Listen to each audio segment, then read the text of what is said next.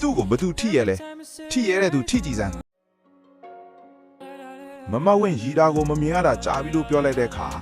ငါမကြီးပါဘူးမင်းအမြင်မှားတာပါလို့သူပြန်ဖြေပါတယ်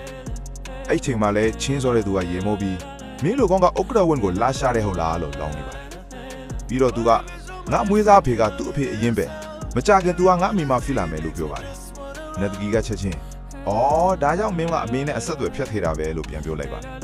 ဒါပေမဲ့အဲ့ဒီလူကတော့အဲ့ဒီစင်းရဲတဲ့မိမကငါ့ကိုမွေးစားဖို့တောင်မတန့်ဘူးလို့ရိုင်းဆိုင်စွာပြောပြီးဒူးထောင်ရင်တန်းချင်းရဲ့လောက်ပေးမယ်လို့နှိမ်ချနေပါတယ်နတ်တနီမျက်နှာမပြောင်းပဲငါဒီကိုလာတာဥက္ကရဝံကိုယ်တိုင်ခေါ်တာလို့ပြန်ပြောလိုက်ပါတယ်ဒီကောင်ကိုမောင်းထုတ်ဆိုပြီးလူတွေဆွဲထုတ်နေတဲ့အချိန်မှာငါမသွားဘူးလွတ်လို့သူអော်နေပါတယ်အဲ့ဒီအချိန်မှာပဲအခုလွတ်ပေးလိုက်စမ်းဆိုတဲ့အတန်တစ်ခုထော်တာပါတယ်ပြီးတော့ဥက္ကရဝံကသူ့ကိုဘသူထိရဲလဲထိရဲတဲ့သူထိကြည့်စမ်းလူပြောလိုက်တဲ့အခါမှာတော့